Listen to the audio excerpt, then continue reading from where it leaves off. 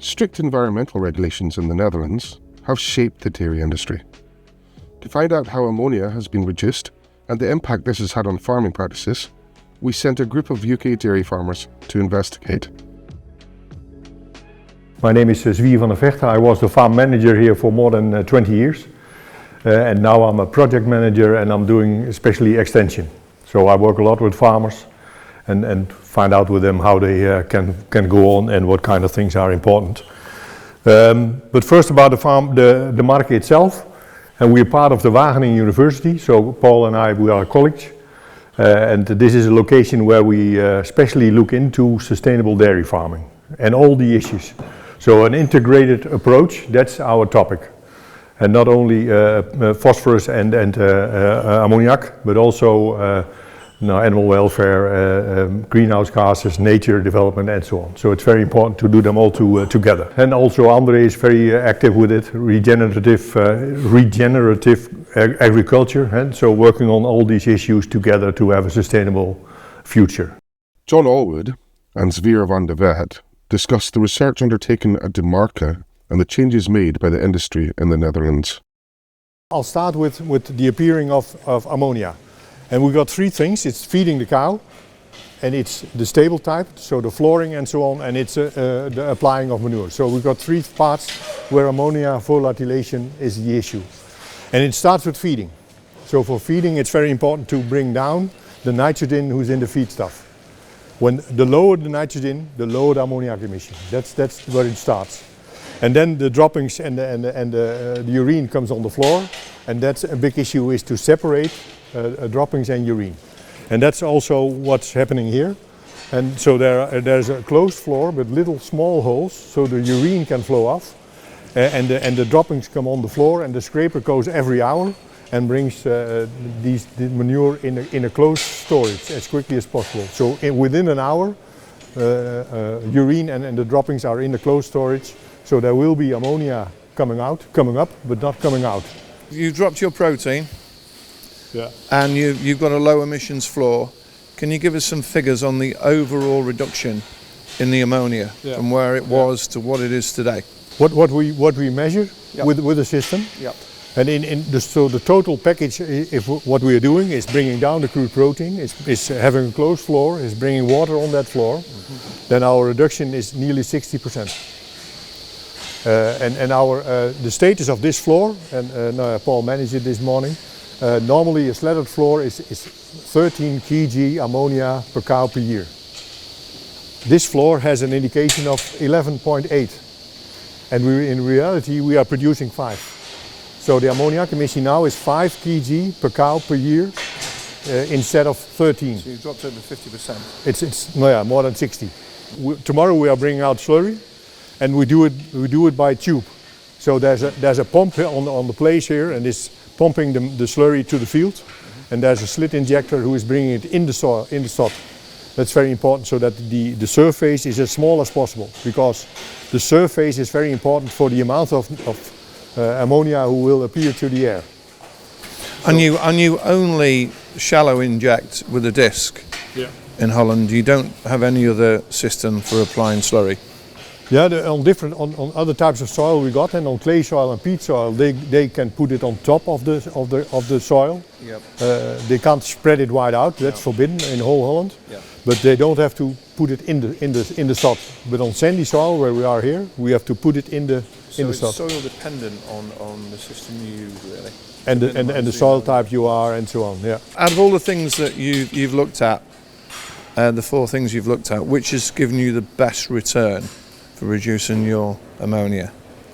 Yeah, I think feeding, and maybe I'll say it because everyone can do it. It is not depending on the stall type you are and which stable you got.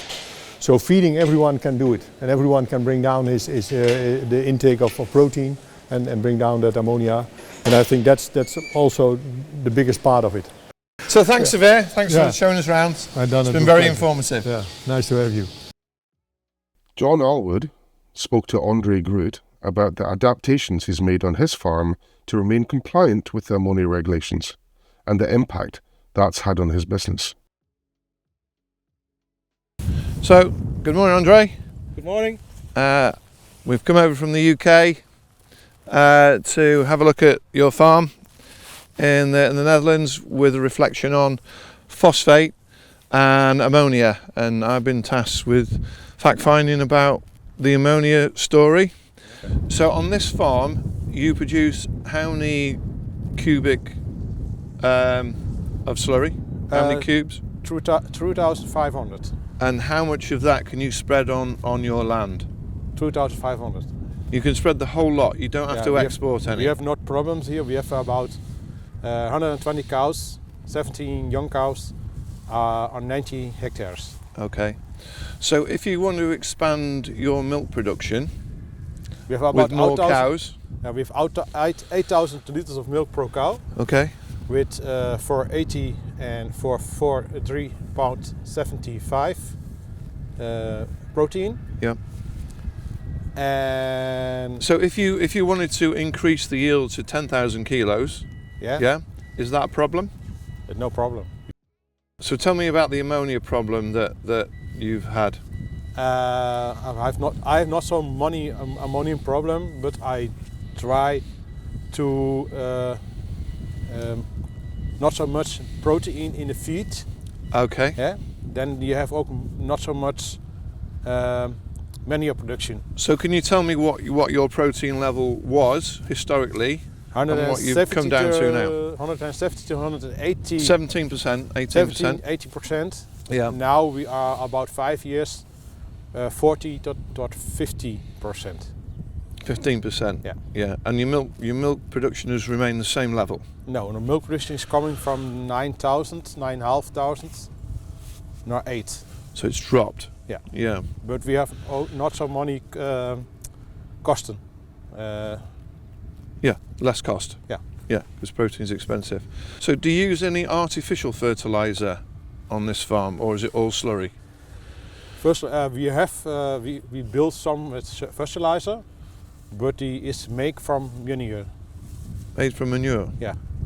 That is from company. They have relations to make manure from manure renewal. We make. Are we talking urea here?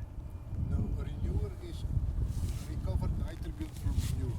Yeah. To be used as chemical. So there's a system that you can recover the nitrogen from the manure?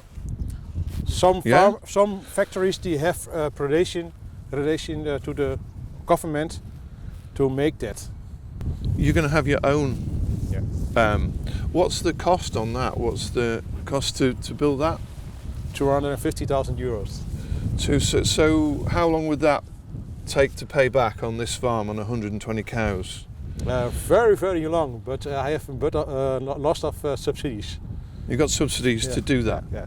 That's an interesting one. Almost no. So it doesn't stand on its own 2 feet, Yeah. the 250,000 euros? Yeah. No. Okay. What things have you done on this farm to stop the ammonia leaving the farm through the atmosphere? I see you've got a covered slurry store there. Have you got anything in the sheds, modern technology, to minimise the loss of the ammonia out of the slurry? Last year we have putting water to the manure. Then you have not so much field emissions. We bring the mist in the ground with the installation in the driving. You have not so much field emission. In the stall we have new open floor. When we make this year, next month, we make the floor closed with rubber. Then going to the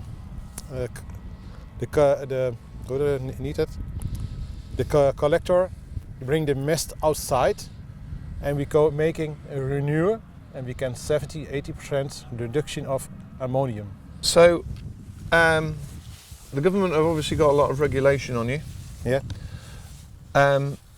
If they said you just do what you want, yeah, as a farmer, would you change anything, or is this enhanced your business? No, I do not. I change nothing. You change nothing? No. No. Generally, it's all good practice. Yeah. Because you said if the rules weren't there, you'd still do what you're doing now. So that's really comforting, I think, for the guys that have come out to see you. Thanks very much.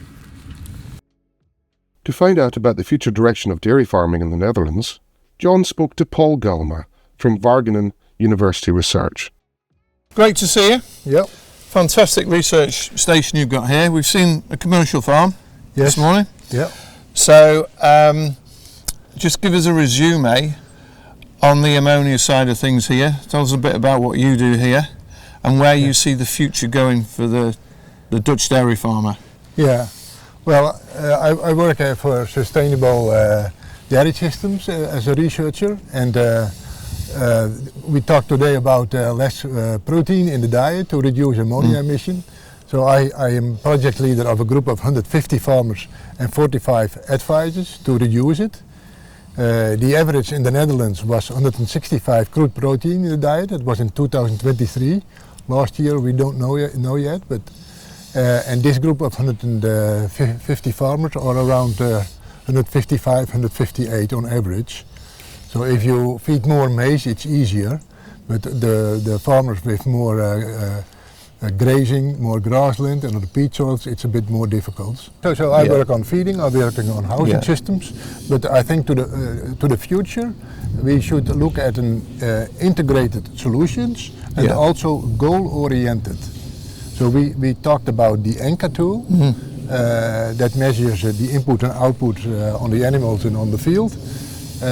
So if you have a goal, and the idea is to give maximum flexibility to the farmers how to do it. Because now the regulation is a lot on how to do it. This type of floor or this or that. But if you could give more flexibility, and you could say that the nitrogen surplus per hectare, this is the goal, and you have to reach it one way or the other way. If that improves the profitability of the farm, it's a definite goer. I think that's what it has to show. Yeah, if better management also pays off for better environment, that should be the plus. Yeah. Good. Yeah.